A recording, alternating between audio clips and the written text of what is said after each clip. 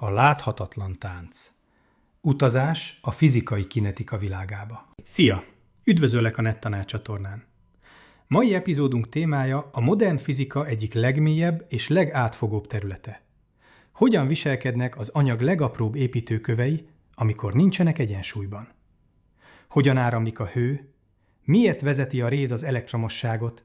És mi történik egy villámban, amikor a levegő plazmává alakul?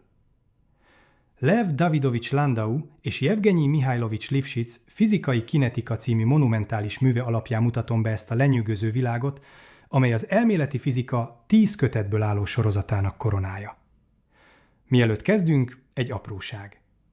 A támogatásodat nem kérem előre, de ha az előadás végére úgy ítéled meg, hogy értéket kaptál, sokat segítenél egy lájkkal, algoritmus támogató kommenttel, feliratkozással vagy megosztással. Ha pedig extra támogatással is hozzájárulnál a technikai fejlesztésekhez, a csatornatagság, a szuperköszönet vagy a Ko-fi adományok is óriási segítséget jelentenek a fejlődésben. Igyekszem megszolgálni a figyelmedet. Most pedig folytassuk. Hogyan mozognak a gázmolekulák a káosz és a rend határán? Képzeld el, hogy belépsz egy szobába, ahol valaki éppen parfümöt fújt a sarokban. Néhány másodperc múlva már az ajtónál is érzed az illatot. Mi történt?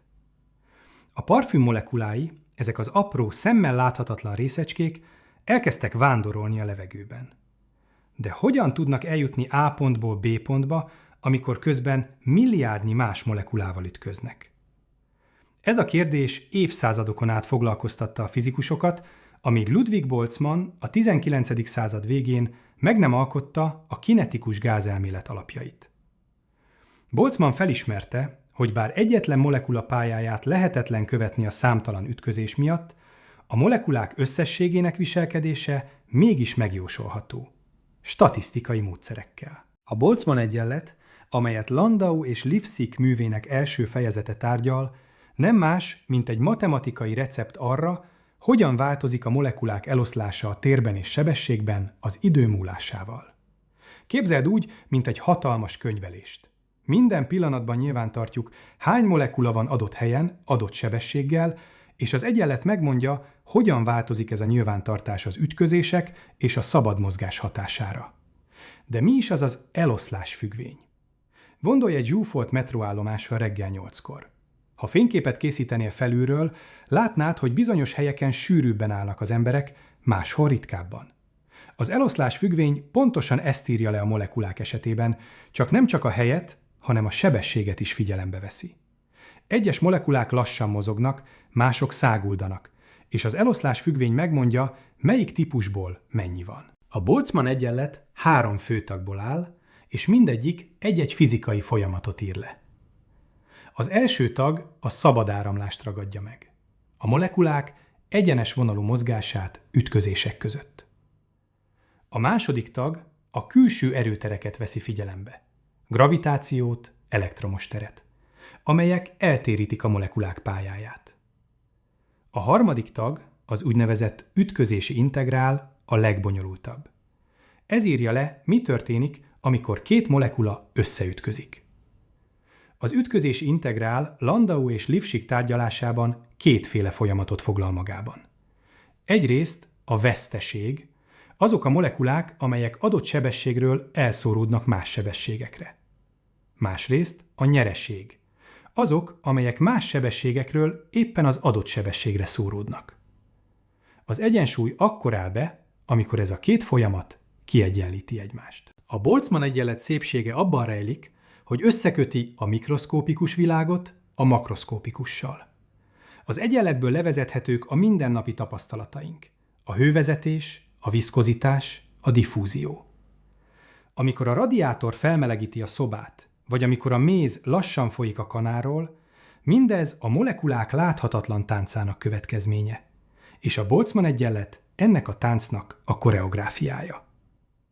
A Chapman-Enskog módszer, amelyet a könyv részletesen bemutat, megadja a receptet, hogyan számoljuk ki a transzport együtthatókat.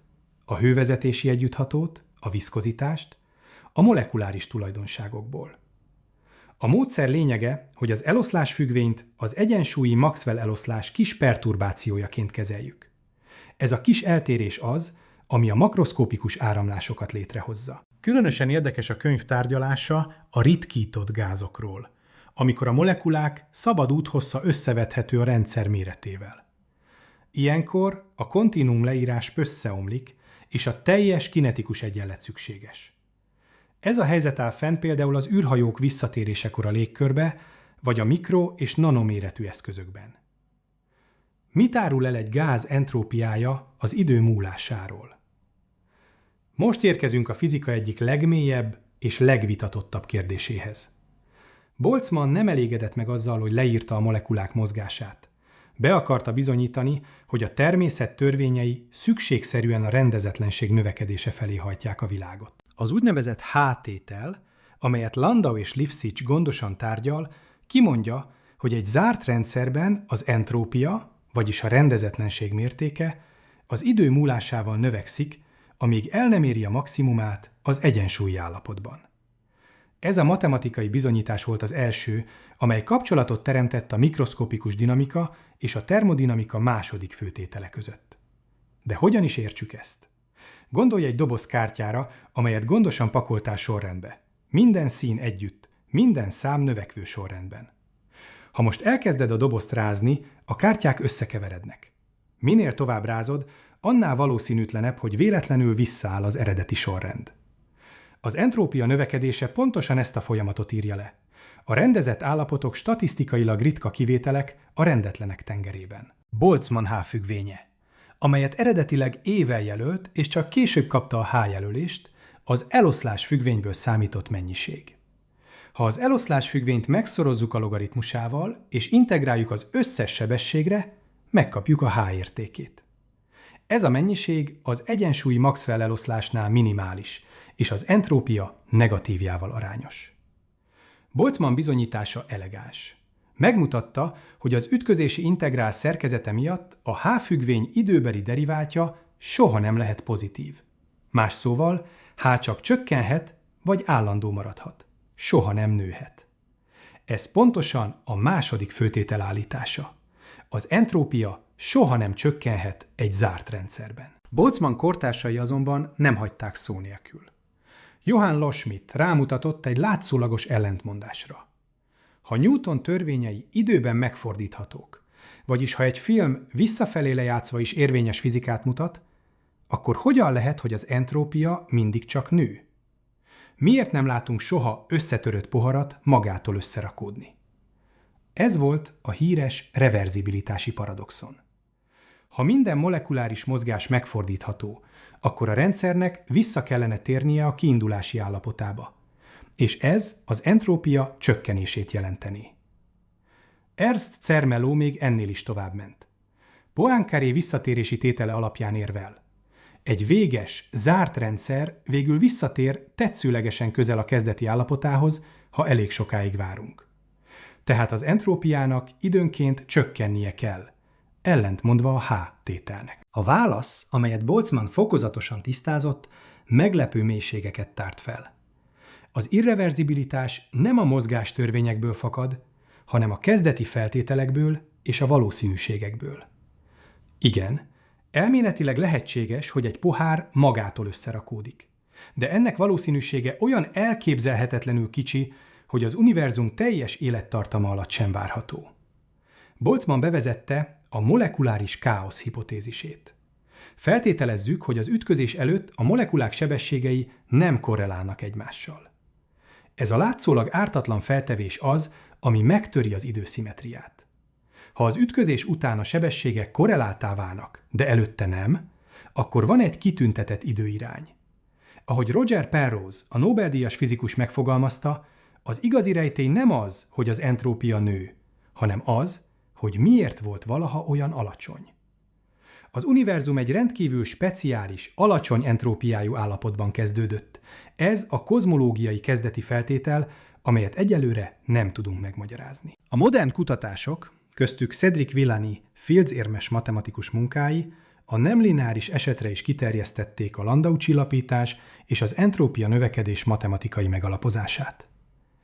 A 2010-es években sikerült bizonyítani, hogy a Vlasov-egyenlet megoldásai valóban mutatják a várt csillapodást analitikus kezdeti feltételek mellett. Ez több mint 60 évvel Landau eredeti jóslata után történt.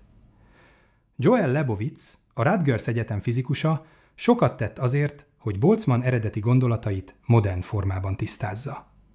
Ahogy ő fogalmazott, a tipikus mikroszkópikus evolúció makroszkópikus szinten irreverzibilisnek tűnik, mert a rendezett állapotok a fázistérnek egy mérhetetlenül kicsi részét foglalják el.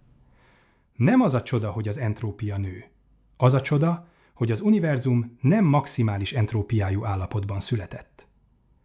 Miért vezetik a fémek az áramot és a hőt egyszerre? Ha megérintesz egy fémevőeszközt, amely félig forró levesben áll, a kívüleső rész is gyorsan felmelegszik. Ha viszont egy műanyag kanalat használsz, az alig melegszik. Mi okozza ezt a drámai különbséget? A válasz a vezetési elektronokban rejlik.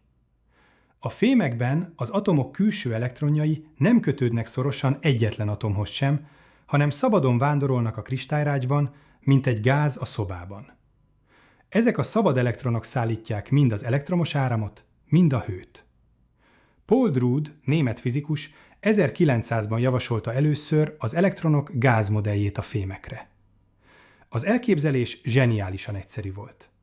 A vezetési elektronok úgy mozognak a kristályban, mint egy ideális gáz molekulái. Ütköznek az ionokkal, gyorsulnak az elektromos térben, és egyensúlyban Maxwell eloszlást követnek. De Drude modelljének súlyos problémái voltak. A klasszikus statisztika szerint minden elektronnak hozzá kellene járulnia a fém fajhőjéhez, de a mérések sokkal kisebb értéket adtak. A rejtély megoldása a kvantummechanikára várt. Arnold Sommerfeld 1928-ban alkalmazta először a Fermi-Dirac statisztikát a fémekre. A Pauli elv miatt az elektronok nem oszlanak el egyenletesen az energiaállapotok között, hanem feltöltik az állapotokat alulról felfelé egészen a Fermi energiáig. Szobahőmérsékleten csak azok az elektronok vesznek részt a transport folyamatokban, amelyek a Fermi felület közelében vannak. Ez az elektronok töredéke. Landau és Lifshitz műve részletesen tárgyalja a fémek transport jelenségeit, és bemutatja az egyik legelegánsabb összefüggést a fizikában. A Wiedemann-Franz törvényt. Ez az 1853-ban felfedezett törvény kimondja, hogy egy fém elektromos vezetőképességének és hővezetőképességének aránya minden fémre közelítőleg ugyanaz, és egyenesen arányos a hőmérséklettel. De miért? A magyarázat egyszerű, ha belegondolunk. Ugyanazok az elektronok szállítják mindkét mennyiséget. Az elektromos áram az elektronok rendezett áramlása egy irányba. A hőszállítás pedig az elektronok energiájának átadása egyik helyről a másikra. Ha az elektronok könnyebben mozognak egy anyagban, akkor mindkét folyamat hatékonyabb lesz. Az arányossági tényező, a Lorentz-szám univerzális konstans. Értéke körülbelül 2,44×10⁻8 watton per Kelvin négyzet. Ez a szám közvetlenül következik a Fermi-Dirac statisztikából, és független az anyag részleteitől. A Wiedemann-Franz törvény érvényessége azonban nem végtelen. Landau és Lifshitz bemutatja, hogy alacsony hőmérsékleteken vagy nagyon tiszta fémekben a törvény eltéréseket mutathat. Ennek oka az elektron-fonon kölcsönhatás, az elektronok és a rácsrezgések közötti energiacsere. Az elektron-fonon kölcsönhatás a fémek elektromos ellenállásának fő oka szobahőmérsékleten. Amikor egy elektron halad a kristályon át, időnként beleütközik egy fononba, elnyelve vagy kibocsátva azt. Ez a folyamat megváltoztatja az elektron impulzusát és energiáját. Magas hőmérsékleteken, amikor a rácsrezgések dominálnak, a szórási folyamatok rugalmasnak tekinthetők. Az elektron energiája alig változik az ütközésben. Ilyenkor a Wiedemann-Franz törvény pontosan teljesül. Az elektromos és hővezetés szorosan összefügg. Alacsony hőmérsékleteken azonban bonyolultabb a helyzet.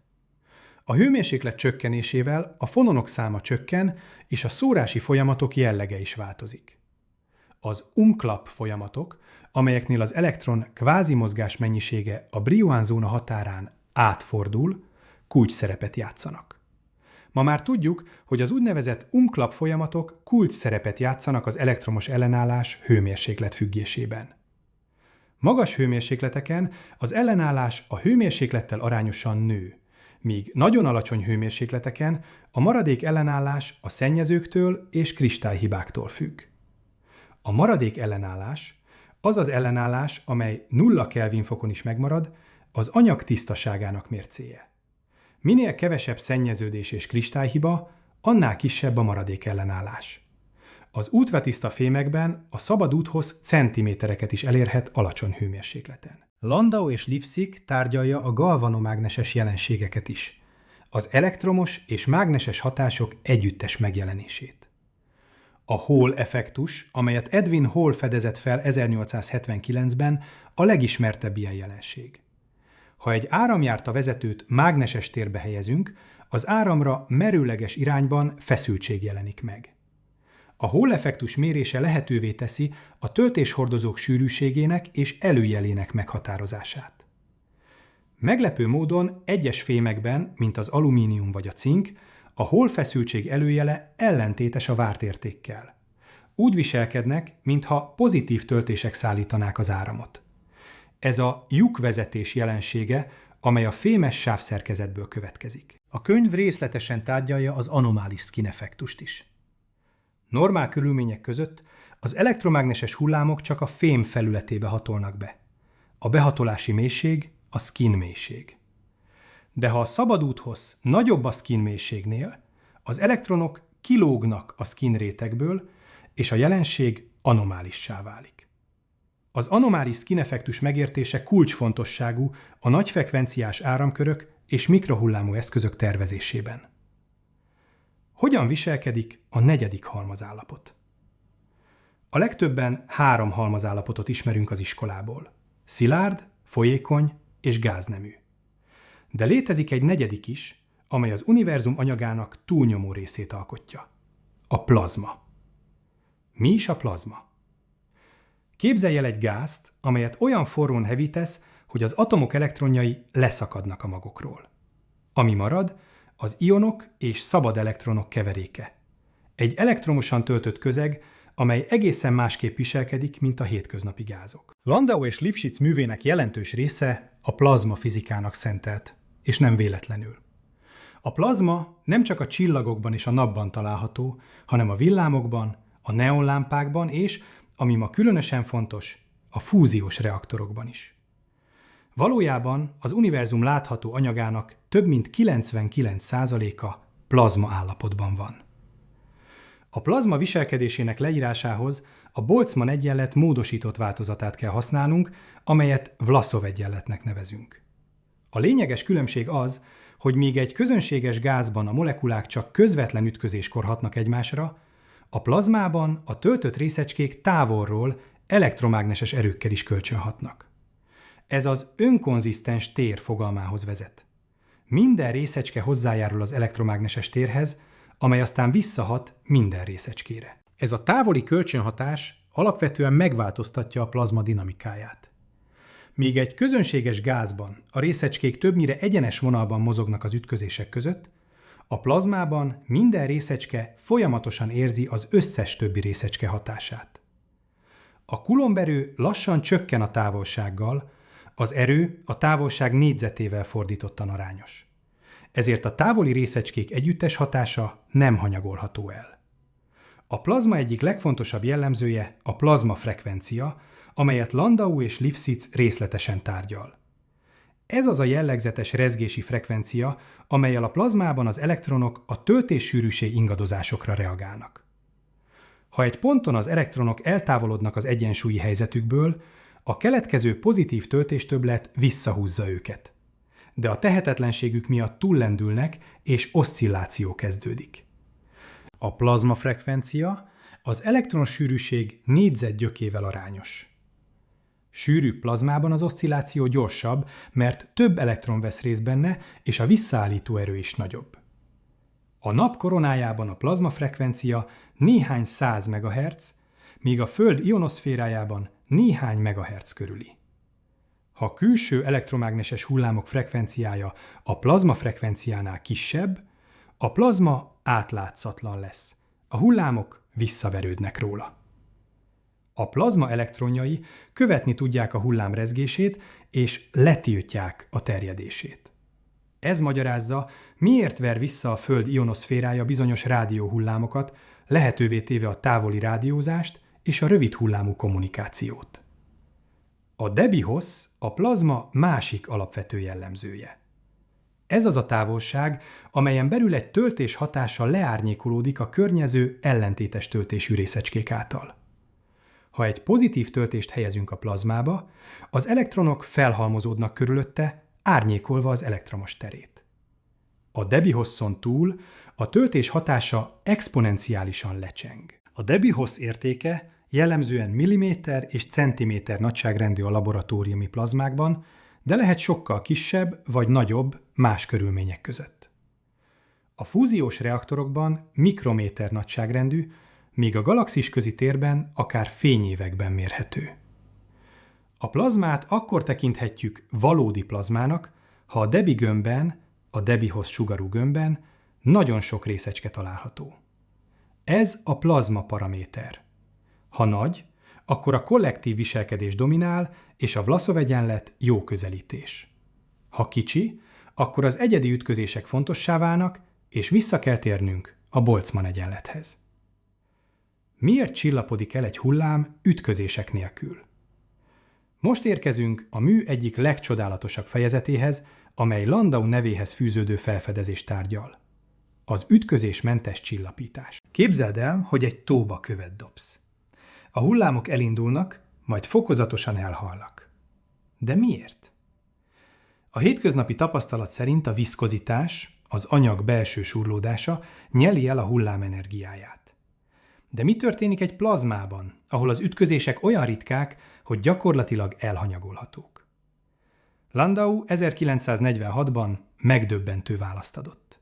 A hullámok akkor is csillapodnak, ha egyetlen ütközés sem történik. Ez az úgynevezett Landau csillapítás, és évtizedekig paradoxonnak tűnt. Hogyan veszíthet energiát egy rendszer surlódás nélkül? A válasz a részecskék és a hullámok rezonáns kölcsönhatásában rejlik. Képzelj el szörfösöket az óceánon. Azok a szörfösök, akik pontosan a hullám sebességével haladnak, folyamatosan energiát cserélnek a hullámmal. A kicsit lassabbak felgyorsulnak. A hullám tolja őket előre. A kicsit gyorsabbak lassulnak. Ők tolják a hullámot, energiát adva át neki. De egy Maxwell eloszlású plazmában, és ez a kulcs, több a lassabb elektron, mint a gyorsabb. A Maxwell eloszlás haranggörbe alakú. Az alacsony sebességű részecskék vannak többségben. Ezért, ha megvizsgáljuk azokat a részecskéket, amelyek sebessége közel van a hullámfázis sebességéhez, több lassabbat találunk, mint gyorsabbat. A nettó eredmény: a hullám több energiát veszít a lassabb részecskék felgyorsítására, mint amennyit nyer a gyorsabbak lelassításából. A hullám csillapodik. És ezt nem az ütközések okozzák, hanem a fázistérben történő energiaátrendeződés. Landau matematikai levezetése rendkívül elegáns, de technikai nehézséget okoz. Az integrálokban pólusok jelennek meg, amikor a részecske sebessége megegyezik a hullám fázis sebességével. Landau felismerte, hogy a pólust alulról kell megkerülni a komplex síkon. Ez az oksági elv következménye. Ha a hullámot a múltban bekapcsoltuk és fokozatosan erősítettük, akkor a jövőben csillapodnia kell, nem erősödnie. A Landau csillapítás sokáig elméleti jóslatnak tűnt, amíg 1964-ben John Malmberg és Charles Wharton kísérletileg nem igazolta. Nátriumplazmában elektrostatikus hullámokat gerjesztettek, és megmérték a csillapodásukat. Az eredmények pontosan egyeztek Landau jóslatával. Azóta a jelenséget számtalan laboratóriumban megfigyelték, és ma már a részecskegyorsítók tervezésénél is kulcsfontosságú szerepet játszik. Az Európai Részecskefizikai Laboratóriumban, a CERN-ben a Landau csillapítást használják a részecske-nyalábok stabilizálására. Ez a technológia elengedhetetlen ahhoz, hogy a nyalábok ne szóródjanak szét, mielőtt ütköznek. A 2010-es és 20-as években a Landau csillapítást az űrplazmákban is közvetlenül megfigyelték. A Föld magnetoszférájában végzett mérések kimutatták, hogy a turbulens plazmában az elektronok pontosan a várt rezonáns sebességgel nyelik el a hullámenergiát. Ez drámai megerősítése volt Landau közel 80 éves jóslatának. A Communications Physics folyóiratban 2022-ben publikált kutatás közvetlenül megfigyelte a tömegfüggő, ütközésmentes energiaátadást deutérium-szén plazmában. Ami különösen érdekes, a Landau csillapítás termodinamikailag reverzibilis folyamat. Az entrópia nem növekszik, az energia nem vész el, csak átrendeződik a részecske eloszlásban.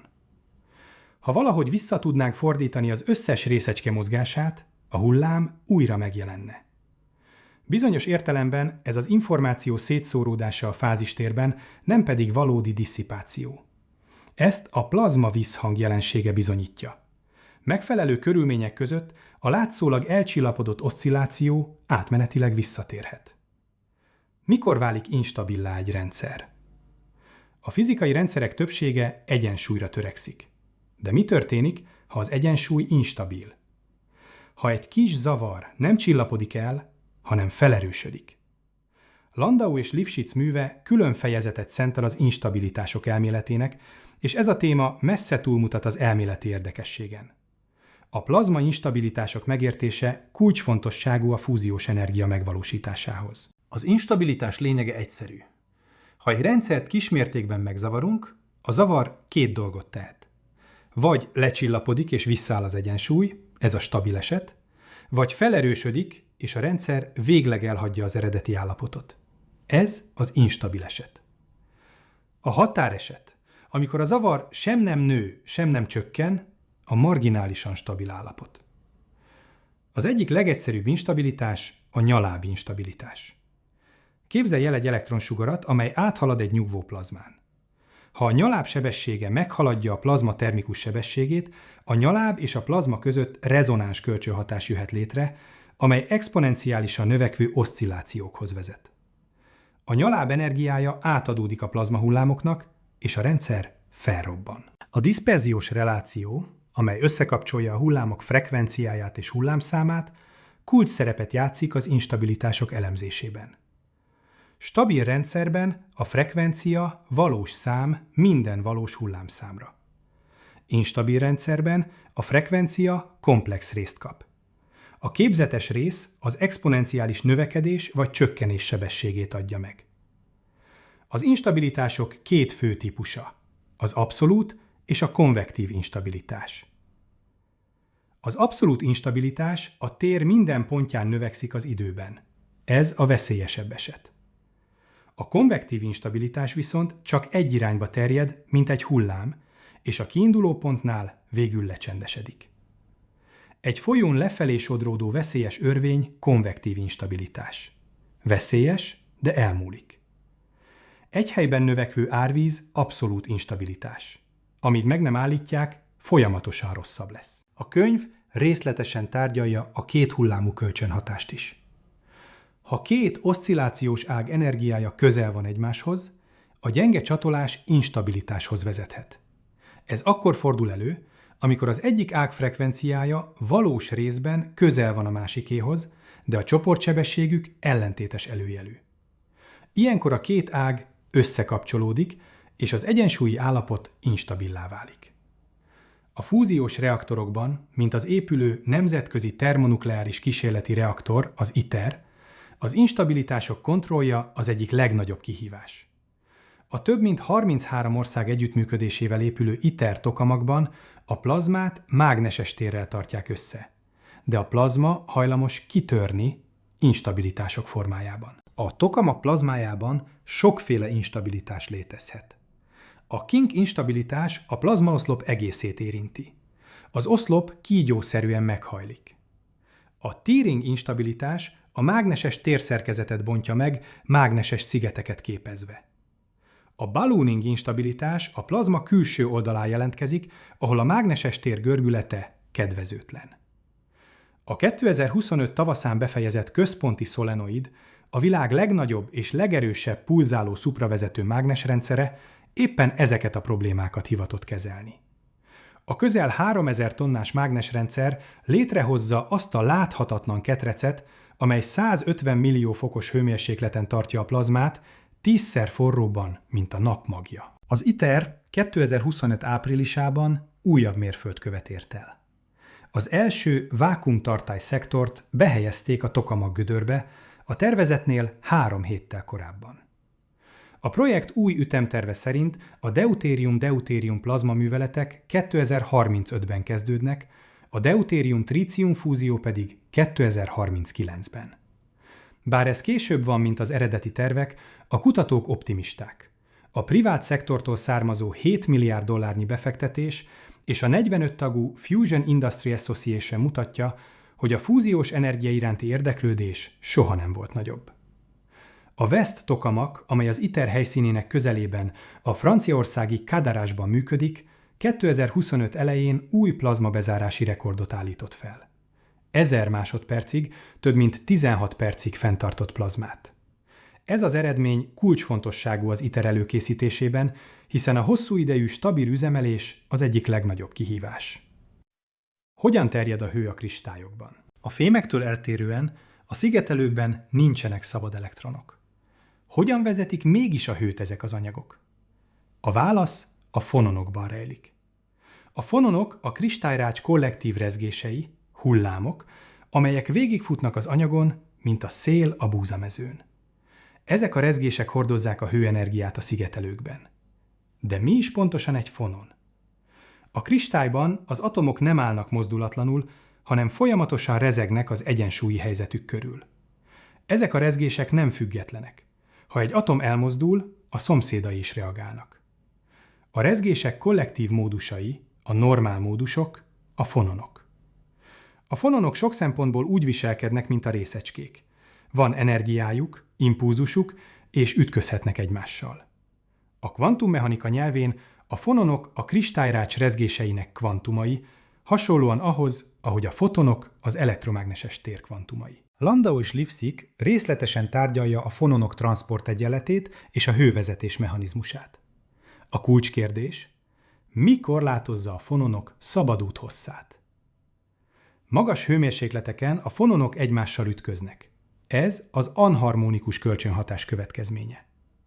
Alacsony hőmérsékleteken viszont a szennyeződések és a kristályhatárok válnak dominánsá. Az anharmonikus kölcsönhatás abból ered, hogy a kristályrács nem tökéletesen harmonikus.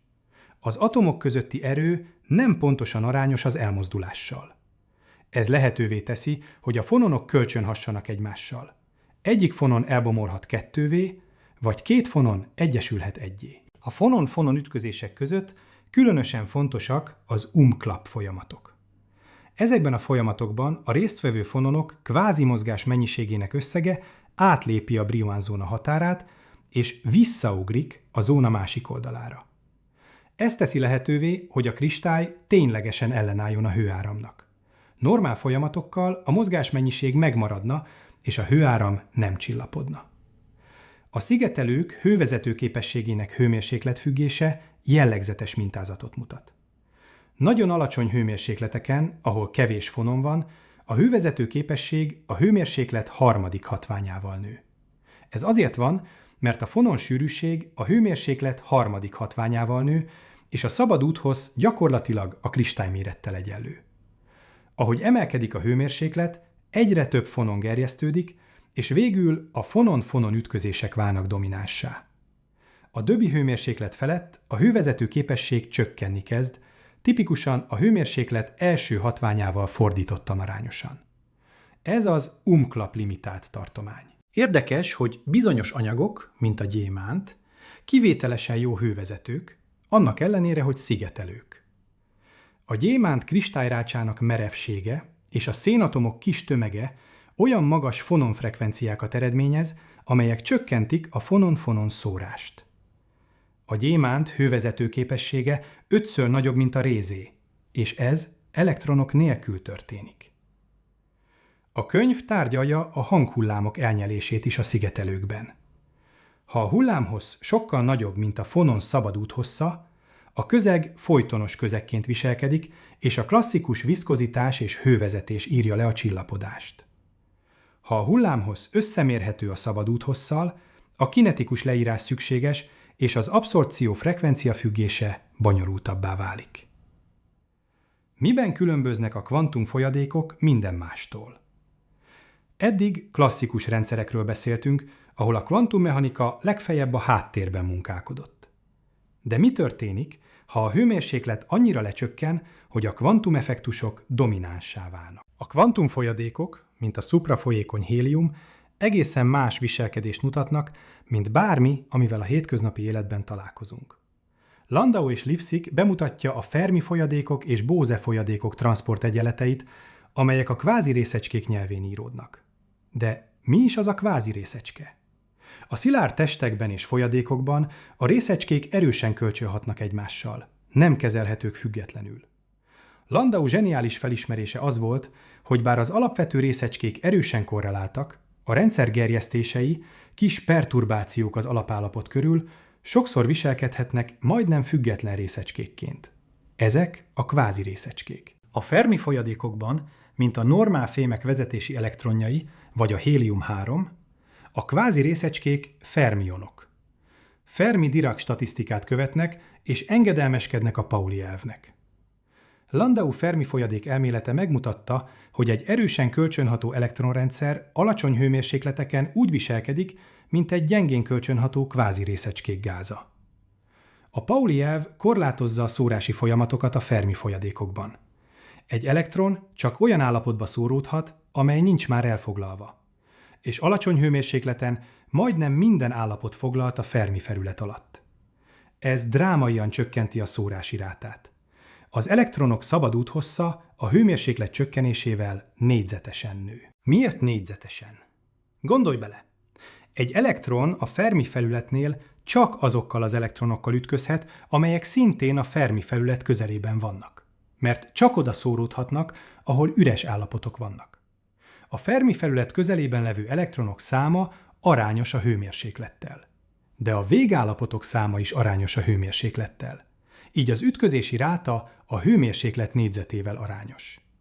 Ez a Fermi folyadék viselkedés megmagyarázza, miért viselkednek a fémek alacsony hőmérsékleten olyan jól. Az elektronok egyre szabadabban mozognak, az ellenállás csökken. A fajhő is jellegzetes viselkedést mutat. A hőmérséklettel lineárisan arányos, szemben a klasszikus gáz konstans fajhőjével. A Bose folyadékok, mint a szuprafolyékony hélium-4, egészen más mechanizmust mutatnak. Itt a részecskék bozonok. Bose-Einstein statisztikát követnek, és nincs Pauli elv, amely korlátozná őket. Tetszőlegesen sok bozon lehet ugyanabban az állapotban. Ha egy bozongázt kellően lehűtünk, valami drámai történik. A részecskék makroszkópikus számban kondenzálódnak a legalacsonyabb energiájú állapotba. Ez a Bose-Einstein kondenzáció, amelyet Einstein jósolt meg 1925-ben. A hélium-4 2,17 Kelvin fokon, a lambda ponton megy át a szuprafolyékony állapotba. A szuprafolyékony hélium súrlódás nélkül áramlik, átfolyik a legkisebb réseken is, és jellegzetes örvénymintázatokat mutat. Ha egy pohár szuprafolyékony héliumot forgatsz meg, nem az egész folyadék forog. Ehelyett apró kvantált örvények képződnek. Landau két folyadék modellje magyarázza a szuprafolyékony hélium viselkedését. A modell szerint a hélium két komponensből áll. Egy szuprafolyékony komponensből, amely súrlódás nélkül áramlik, és egy normál komponensből, amely entrópiát és hőt szállít. A két komponens aránya a hőmérséklettől függ. Abszolút nulla fokon minden szuprafolyékony, a lambda pont felett minden normál. A szuprafolyékony hélium hővezető képessége óriási. Ezért használják szupravezető mágnesek hűtésére. De a hőszállítás mechanizmusa szokatlan. Nem diffúzió, hanem konvekció. A normál komponens a melegebb helyektől a hidegebb felé áramlik, a szuprafolyékony komponens pedig fordítva. Ez a hő ellentétes irányú áramlása a mechanikus energiával. A könyv tárgyalja a hangabszorpciót a kvantumfolyadékokban is. A szuprafolyékony héliumban kétféle hang létezik. Az első hang a sűrűség hullám, mint a közönséges hang. A második hang a hőmérséklet hullám, ahol a két komponens ellenütemben oszcillál. A második hang létezése drámai bizonyítéka a két folyadékmodellnek. Hogyan lesz ellenállás nélküli az áramvezetés? A szupravezetés felfedezése 1911-ben Heike Kamerlingh-Onnes laboratóriumában a fizika egyik legnagyobb meglepetése volt. Bizonyos anyagok kellően alacsony hőmérsékleten teljesen elveszítik elektromos ellenállásukat. Az áram veszteség nélkül folyik bennük. Onnes higannyal kísérletezett, amelyet folyékony héliummal hűtött le. 4 Kelvin fokon, -269 Celsius fokon az ellenállás hirtelen nullára esett. Nem fokozatosan csökkent, hanem ugrásszerűen eltűnt. Ez a fázis átmenet jellege, a szupravezető állapot minőségileg különbözik a normálfémtől. De a szupravezetés nem csak az ellenállás hiányát jelenti. A szupravezetők tökéletes diamágneses anyagok is. Kiűzik magukból a mágneses teret. Ez a Meissner-effektus, amelyet 1933-ban fedeztek fel. Ha egy mágnest közelítesz egy szupravezetőhöz, az lebegni kezd. A szupravezető feletti tér visszataszítja a mágnest. Landau és Lifshitz műve a Bardeen-Cooper-Schrieffer elmélet keretében tárgyalja a szupravezetők kinetikus tulajdonságait. A Bardeen-Cooper-Schrieffer elmélet, amelyet John Bardeen, Leon Cooper és Robert Schrieffer dolgozott ki 1957-ben, megmutatta, hogy a szupravezetésben az elektronok párokat alkotnak, az úgynevezett Cooper-párokat. De hogyan párosodhatnak az elektronok, amikor azonos töltésük miatt taszítják egymást? A kulcs a kristályrács közvetítő szerepe. Amikor egy elektron áthalad a rácson, maga felé húzza a pozitív ionokat. Ez a deformáció vonzza a következő elektront. A két elektron a rács közvetítésével vonzza egymást, még ha közvetlenül taszítanák is.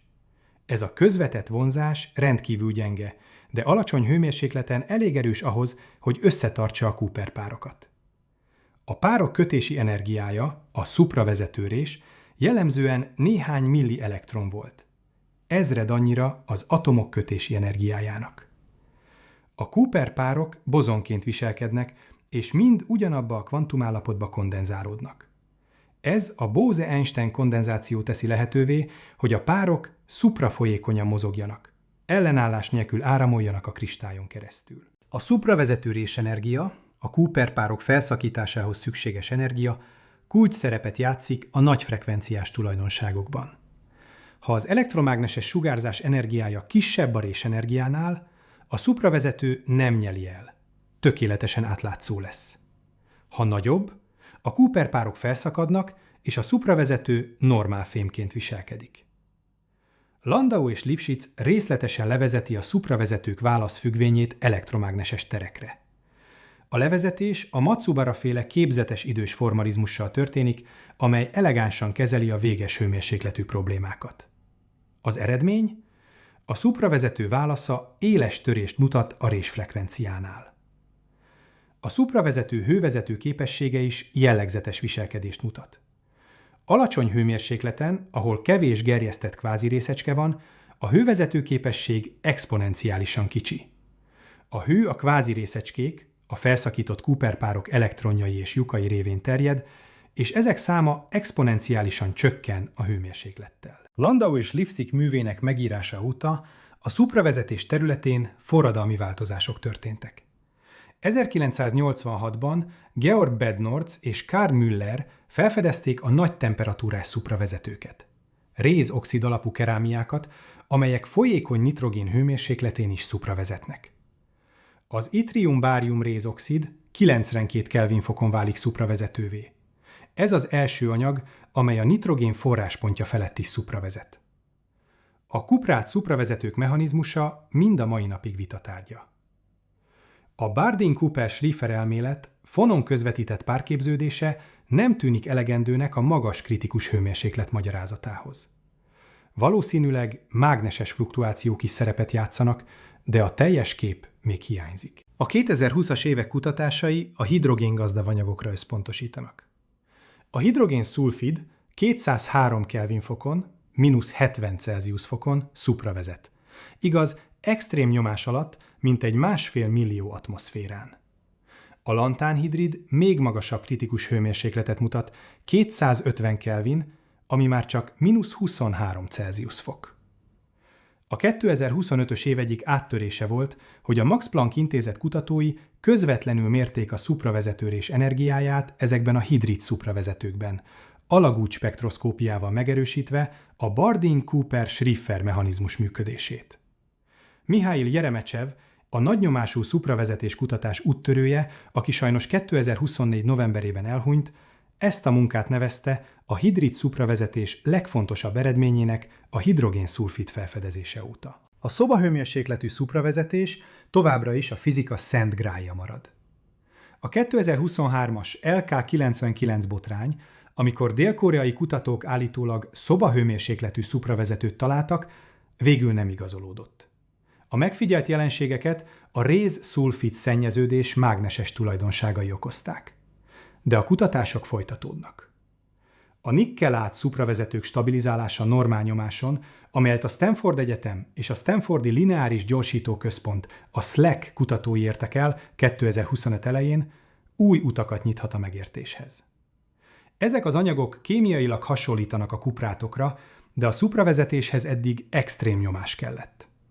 A szubsztráttal történő oldalirányú összenyomás most lehetővé teszi a légköri nyomáson történő vizsgálatokat, és ezzel olyan röntgenszórási technikák alkalmazását, amelyek a nagynyomású cellákban nem működnek. Hogyan születnek az új fázisok? A mű záró fejezetei a fázis átmenetek kinetikájával foglalkoznak. Azzal, hogyan alakul át egy anyag egyik halmazállapotából a másikba. Ez nem statikus termodinamika többé, hanem dinamika. Az átmenet időbeli lefolyása. Gondolj a vízforralásra. Amikor a víz eléri a forráspontot, nem alakul át azonnal gőzzé. Először apró buborékok képződnek. Ez a nukleáció folyamata. Ezek a buborékok vagy túl kicsik és visszaolvadnak, vagy elérik a kritikus méretet és növekedni kezdenek. A nukleáció klasszikus elmélete két versengő tényezőt azonosít. Egyrészt a térfogati energianyereség. Az új fázis energetikailag kedvezőbb, ezért a buborék növekedése energiát szabadít fel. Másrészt a felületi energia. A buborék felületének létrehozása energiába kerül.